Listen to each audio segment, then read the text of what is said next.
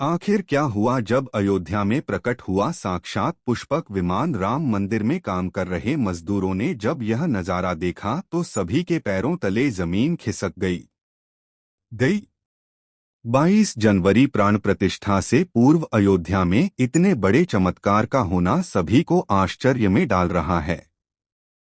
कुछ लोगों ने तो इसके साक्षात दर्शन भी किए हैं। जिन्होंने अपनी आंखों देखी जो बताया उसे सुनकर आपके भी रोंगटे खड़े हो जाएंगे। तो आगे बढ़ने से पहले अगर आप एक सच्चे सनातनी हैं, प्रभु श्री राम को अपना आराध्य मानते हैं, तो इस वीडियो को लाइक करके कमेंट बॉक्स में जय श्री राम लिखें। मेरे साथियों, 22 जनवरी 2024 को राम लल्ला अयोध्या के नए भव्य मंदिर में विराजमान होंगे और इस शुभ कार्यक्रम के लिए पूरे देश में निमंत्रण बांटा जा रहा है। शहर से लेकर गांव तक घर घर अक्षत वितरण में बच्चों से लेकर बड़े तक सहयोग कर रहे है। यहाँ तक कि महिलाएं भी घर घर जाकर अक्षत और श्री राम के अयोध्या की फोटो वितरण कर रहे हैं। अयोध्या में राम मंदिर में भगवान राम की प्राण प्रतिष्ठा कार्यक्रम की तैयारियां तेजी से की जा रही है। इस कार्यक्रम को बेहद भव्य बनाने के लिए कोई कसर नहीं छोड़ी जा रही है। इस बीच राम मंदिर निर्माण का कार्य भी तेजी से किया जा रहा है। मंदिर निर्माण में जो लक्ष्य लिया गया था उसमें लगभग 80% कार्य हो चुका है। सफर खंभों पर मूर्तिकार का काम चल रहा है। पिछले दिनों त्योहार की वजह से यह धीमा पड़ गया था, लेकिन अब वह भी तेज गति से पूरा हो जाएगा। निर्माण कार्य जल्द से जल्द पूरा करने के लिए सभी मजदूर रात दिन मेहनत कर रहे हैं। लेकिन 10 जनवरी की रात कुछ ऐसा चमत्कार हुआ जिसे देखकर सभी मजदूरों के होश उड़ गए। रात्रि के समय सब मजदूर अपना काम निपटाकर तंबू में सो रहे थे। उसी समय अचानक से उन्हें वहां कुछ हलचल महसूस हुई। कोई सुरेश नाम के एक मजदूर ने जब तंबू से बाहर झांककर देखा तो उसे राम मंदिर के परिसर में कुछ अजीब सी चमकती हुई चीज दिखाई दे दी। उसने अपने साथियों को जगाना चाहा, लेकिन कोई भी उसके साथ नहीं आया। हिम्मत करके सुरेश जब राम मंदिर परिसर में पहुंचा तो वहां का नजारा बहुत चौंकाने वाला था, क्योंकि वहां पर उसे एक बहुत ही दिव्य चमत्कार एक विमान दिखाई दिया जिसका आकार मोर के समान था, जो देखने में काफी सुंदर और तेज से परिपूर्ण था, जो कि मंदिर परिसर में पिछले क्षेत्र में उतर रहा था। लेकिन उस विमान को नियंत्रित कौन कर रहा था यह समझ नहीं आ रहा था, क्योंकि उस विमान में इतना तेज था कि सामान्य आंखों से नहीं देखा जा सकता था। लेकिन समझ में कुछ ऐसा आ रहा था मानो स्वयं साक्षात भगवान राम पुष्पक विमान के माध्यम से अयोध्या में उतर रहे हो। सुरेश ने यह चमत्कार अपनी आंखों से देखा, लेकिन अचानक से ही वह बेहोश हो गया, क्योंकि वह उसके तेज को सहन नहीं कर पा रहा था। सुरेश जब सुबह उठा तो वह उसी स्थान पर मौजूद था और उसके साथ ही मंदिर निर्माण कार्य पूरा करने के लिए जा रहे थे। और जब उसने सभी को रोककर रात्रि की सच्चाई बताई, लेकिन सबकी उसकी हंसी उड़ा रहे थे। लेकिन सुरेश मन ही मन समझ चुका था कि प्रभु श्री राम अयोध्या आ चुके हैं। यह उसके लिए सौभाग्य था कि उसे इतना सुंदर दृश्य देखने को मिला, जहां शायद उसने साक्षात पुष्पक विमान के दर्शन किए थे। यानी कि प्राण प्रतिष्ठा से पहले अयोध्या प्रकट हुआ साक्षात पुष्पक विमान। दोस्तों, देश के अलग अलग हिस्सों में कई बार अजीब सी आकृति के विमान देखे गए हैं, जिनका संबंध कई बार तो एलियन के साथ जोड़कर भी देखा जाता है। यानी कि अयोध्या में उस रात्रि को मोर की आकृति का अपमान देखना वास्तव में प्रभु श्री राम का ही कोई संदेश हो सकता है। लेकिन क्या यह विमान सचमुच में पुष्पक विमान है? लेकिन इसकी आखिर क्या गारंटी है? इसे समझने के लिए हमें पुष्पक विमान के रहस्य को अच्छे से जानना पड़ेगा। आगे हमारे YouTube चैनल वैदिक ज्ञान पर आपको पुष्पक विमान का रहस्य बताएंगे, जिसे समझकर आपको यकीन होगा कि अयोध्या में पुष्पा विमान का प्रकट होना कलियुग का सबसे बड़ा चमत्कार है। तो मेरे साथियों, रामायण में पुष्पक विमान का जिक्र है, जो पहले कुबेर के पास था। इसके बाद रावण ने उसे अपने सौतेले भाई को देर से लंका समय बलपूर्वक हथिया लिया था, फिर रावण इसी के जरिए कहीं भी आता जाता था और रावण को हराने के बाद यह विमान से राम के पास आ गया। वह जीत हासिल करने के बाद इसी विमान से कई जगह होते हुए अयोध्या पहुंचे थे और रावण ने भी इसी के जरिए पंचवटी आश्रम से सीता का हरण किया था और उन्हें उस पर बिठाकर गया था। कहा जाता है कि पुष्पक विमान आज के विमान की तरह था। पुष्पक विमान के जरिए रावण हवाई मार्ग से सफर किया करता था। रावण को मौत के घाट उतारने के बाद उसी विमान के जरिए प्रभु श्री राम, माता सीता और लक्ष्मण लंका से अयोध्या लौटे थे। रामायण में जिस तरह से पुष्पक विमान का जिक्र मिलता है उससे तो यही लगता है कि यह आज के हवाई जहाज की तरह था, लेकिन तकनीक के मामले में मॉडल एरोप्लेन से कहीं आगे था। रामायण के सुंदरकांड के 7वें अध्याय में पुष्पक विमान के बारे में जानकारी मिलती है। पुष्पक विमान की आकृति मोर की तरह थी। यह अग्नि और वायु ऊर्जा से उड़ान भरता था। इसकी तकनीक इतनी उत्कृष्ट थी कि इसका आकार छोटा और बड़ा किया जा सकता था। कहा जाता है कि रावण अपनी पूरी सेना को साथ लेकर इस विमान से उड़ान भर सकता था। पुष्पक विमान अपने चालक की इच्छा के अनुसार गति पकड़ता था और यह मन की गति से उड़ान भर सकता था। विमान में बैठने के लिए कई आसान बने थे। पौराणिक कथाओं के मुताबिक युद्ध के बाद भगवान श्री राम ने विमान का पूजन करके यह दिव्य विमान वापस कुबेर को सौंप दिया था और कुबेर ने पुष्पक विमान को भेंट स्वरूप प्रभु श्री राम को दे दिया गया, जिसके बाद इसी पुष्पक विमान से प्रभु श्री राम, माता सीता और लक्ष्मण अयोध्या पहुंचे थे। अब दोस्तों, कई हजारों सालों बाद एक बार फिर जब भव्य राम मंदिर का निर्माण हुआ है तो पर श्री राम अपने भाई लक्ष्मण और मां का सीता के साथ एक बार फिर से अयोध्या धाम पहुंच रहे हैं, वह भी अपने इसी पुष्पक विमान पर, जिसका नजारा वहां के मजदूर अपनी आंखों से देख चुके हैं।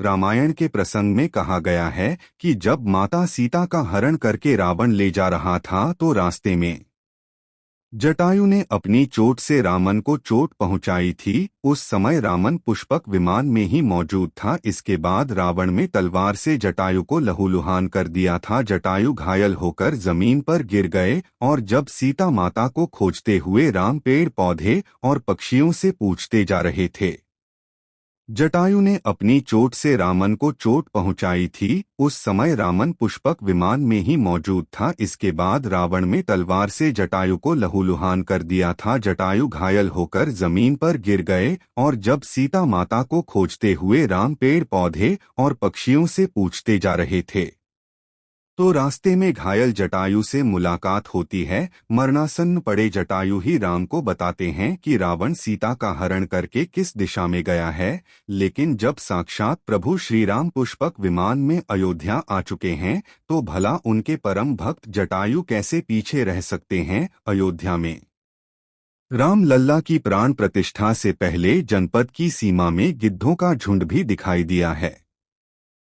स्थानीय लोग इसे गिद्धदराज जटायु से जोड़कर देख रहे हैं। वे इसे शुभ संकेत भी मान रहे हैं। मिल्कीपुर तहसील क्षेत्र के गांव भरौली में पिछले 10-12 दिनों से गिद्धों का झुंड वास कर रहा था। हालांकि उस गांव से गिद्ध और गए हैं, लेकिन अयोध्या की सीमा में यहाँ वहाँ दिखाई दे रहे हैं। गांव वालों का कहना है कि पिछले 20 वर्षों से हम लोगों ने इलाके में गिद्ध नहीं देखे। अब जब राम मंदिर बन रहा है तो इस गांव में लगभग 50 की संख्या में गिद्ध आकाश में दिखाई दे रहे हैं। उनमें से 10-12 गिद्ध गांव में ही सेमल के पैर पर वास कर रहे थे। गिद्धों के दिखने की घटना को ज्यादातर लोग राम से जोड़कर देख रहे हैं और शुभ संकेत भी मान रहे हैं। 22 जनवरी को होने वाले प्राण प्रतिष्ठा के समारोह में देश के प्रधानमंत्री नरेंद्र मोदी ने देश विदेश की कई महान हस्तियों को निमंत्रण दिया है, लेकिन आपको जानकर हैरानी होगी कि नेपाल में भी कुछ विशेष लोगों को समारोह में आने का निमंत्रण दिया गया है। इसके पीछे का रहस्य जानकर आपके भी होश उड़ जाएंगे, क्योंकि नेपाल को भगवान श्री राम का ससुराल का कहा जाता है क्योंकि नेपाल एक समय पर जनकपुर धाम था जहां के राजा थे राजा जनक और उनकी पुत्री मां सीता वहीं पर भूमि में से प्रकट हुई थी। जनकपुर धाम जिसे में धेला भी कहा जाता था और मिथिला संस्कृति में यह मान्यता है कि जब बेटी का गृह प्रवेश होता है तो उसके मायके से सोफा और अन्य सामग्री भिजवाई जा रही है। इसी परंपरा के मुताबिक जब प्रभु राम का मंदिर में गृह प्रवेश होगा तो सीता जी की और नेपाल से अयोध्या उपहार आ रहे हैं, जिससे भार्या का नाम दिया गया है। राम मंदिर की प्राण प्रतिष्ठा के लिए भगवान राम के ससुराल नेपाल के जनकपुर से का कपड़े, फल और मेवा के साथ साथ उपहारों से सजे 1100 थाली आने वाले हैं। इसमें आभूषण, बर्तन, कपड़े और मिठाइयाँ भी आएगा, जिसमें 51 प्रकार की मिठाइयाँ, दही, मक्खन और चांदी के बर्तन शामिल होंगे। 22 जनवरी को प्राण प्रतिष्ठा समारोह होने वाला है। इसके लिए श्री राम जन्मभूमि तीर्थ क्षेत्र ट्रस्ट की तरफ से भगवान राम की ससुराल नेपाल के कई गणमान्य लोगों को निमंत्रण पत्र भेजे गए हैं। दोस्तों, आज हम राम मंदिर को बनते हुए देख रहे हैं, यह हमारा सौभाग्य है। लेकिन इस भव्य राम मंदिर के बनने में कई हजारों कार सेवकों को और राम भक्तों का बलिदान छुपा है। उस समय आक्रमणकारियों ने काशी, मथुरा के साथ ही अयोध्या में भी लूटपाट की और पुजारियों की हत्या कर मूर्तियां तोड़ने का क्रम जारी रखा। लेकिन 14वीं सदी तक वे अयोध्या में राम मंदिर को तोड़ने में सफल नहीं हो पाया, क्योंकि हर बार राम मंदिर और संध्या की रक्षा करने के लिए आसपास के राजा मदद भेज देते थे। हजारों साधुओं ने भी मंदिर की रक्षा के लिए अपने प्राणों की आहुति दे दी। विभिन्न आक्रमण खेलते हुए श्री राम की जन्मभूमि पर बना भव्य मंदिर 14वीं शताब्दी तक बचा रहा। कहते हैं कि सिकंदर लोदी के शासनकाल के दौरान यहाँ भव्य मंदिर मौजूद था और 14वीं शताब्दी में हिंदुस्तान पर मुगलों का अधिकार हो गया और उसके बाद ही राम जन्मभूमि अयोध्या को नष्ट करने के लिए कई अभियान चलाए गए। 127-28 में इस भव्य मंदिर को तोड़ दिया गया और उसकी जगह बाबरी ढांचा खड़ा किया गया। कहते हैं कि मुगल साम्राज्य के संस्थापक बाबर के सेनापति ने बिहार अभियान के समय अयोध्या में श्री राम के जन्मस्थान पर स्थित प्राचीन और भव्य मंदिर को तोड़कर एक मस्जिद बनवाई थी। जनवरी 1885 को हिंदू महंत रघुबर दास ने में पहली बार इस मामले को फैजाबाद के न्यायाधीश हरिकिशन के सामने रखा था। इस मामले में कहा गया था कि मस्जिद की जगह पर मंदिर बनवाना चाहिए, क्योंकि वह स्थान है प्रभु श्री राम का जन्मस्थान है। वर्ष 1947 में भारत सरकार ने मुसलमानों को विवादित स्थल से दूर रहने के आदेश दिए और मस्जिद के मुख्य द्वार पर ताला लगा दिया गया, जबकि हिंदू श्रद्धालुओं को एक अलग जगह से प्रवेश दिया जाता रहा। लेकिन सन 1979 में एक ऐसा चमत्कार हुआ जिसे देख कर मुसलमानों की भी आंखें खुल गई है, और यह राम लल्ला का बहुत बड़ा चमत्कार था कि मस्जिद के अंदर से अचानक ही रामलला की मूर्ति प्रकट हो गई। लेकिन कुछ कट्टरपंथियों का कहना था कि कुछ हिंदू दलों ने रात्रि के समय चुपके से यहाँ पर मूर्तियां रखी हैं।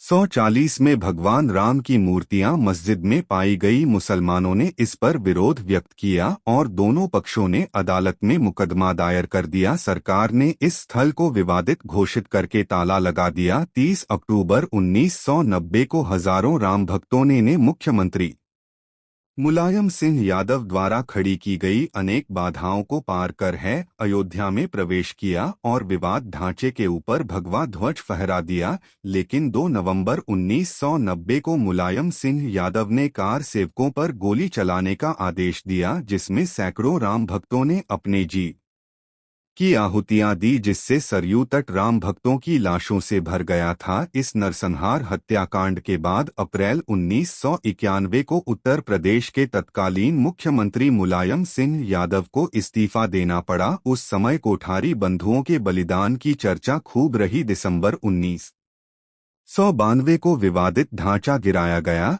तो उस समय राज्य में कल्याण सिंह की सरकार थी। उस दिन सुबह करीब 10:30 बजे हजारों लाखों की संख्या में कार सेवक पहुंचे। दोपहर में 12 बजे के करीब कार सेवकों का एक बड़ा जत्था मस्जिद की दीवार पर चढ़ने लगता है। लाखों की भीड़ दास को संभालना सभी के लिए मुश्किल हो गया और दोपहर के 3:40 पर पहला गुंबद भी ने तोड़ दिया और फिर 5 बजने में जब 5 मिनट का वक्त बाकी था तब तक पूरे का पूरा विवादित ढांचा जमींदोज हो चुका था। भीड़ ने उसी जगह पूजा अर्चना की और रामशैला की स्थापना कर दी। मुख्यमंत्री कल्याण सिंह का साफ आदेश था कि कार सेवकों पर गोली नहीं चलेगी। इस महान कल्याण सिंह जी को हम शाश्वत प्रणाम करते हैं। मेरे साथी और राम मंदिर को बनता हुआ देखना सौभाग्य की बात है, लेकिन जब भी हम इसके पीछे हजारों हिंदुओं का बलिदान देखते हैं तो हमारी आंखें नम हो जाती है। तो दोस्तों, इस पूरे वीडियो को देखने के बाद आक्रमणकारियों के लिए आपके क्या विचार है, इसे कमेंट बॉक्स में जरूर बताइएगा और हमारे महान शहीदों के लिए आपकी श्रद्धांजलि नीचे कमेंट बॉक्स में जरूर दीजिएगा। कोई भी बात अच्छी लगी हो तो लाइक जरूर करें और हमेशा ऐसे सत्य चमत्कारी घटनाएं देखने के लिए हमारे चैनल वैदिक ज्ञान दृष्टि को सब्सक्राइब करके बेल आइकन को प्रेस जरूर दे।